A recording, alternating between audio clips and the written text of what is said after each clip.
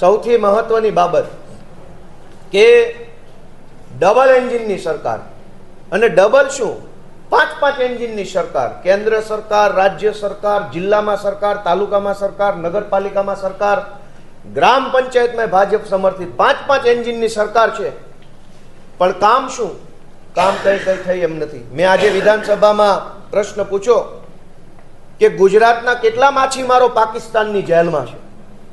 સરકારે બેશરમી સાથે કોઈ પણ પ્રકારની શરમ રાખ્યા વગર જવાબ આપ્યો કે 128 ગુજરાતના માછીમાર ભાઈઓ પાકિસ્તાનની જેલમાં છે.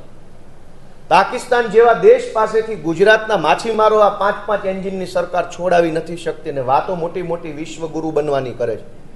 ભાઈ, વિશ્વગુરુ નથી બનવું. ગુજરાતના છેવાડાના દરિયાકાંઠેથી ભૂલથી પાકિસ્તાનની બોર્ડરમાં ગયેલા આપણા પકડાયેલા માછીમાર ભાઈઓને છોડાવો.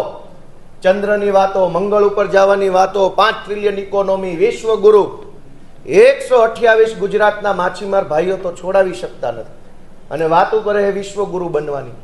અને વિશ્વગુરુ આવા હોય જે પોતાના દેશના માછીમારો ન છોડાવી શકે.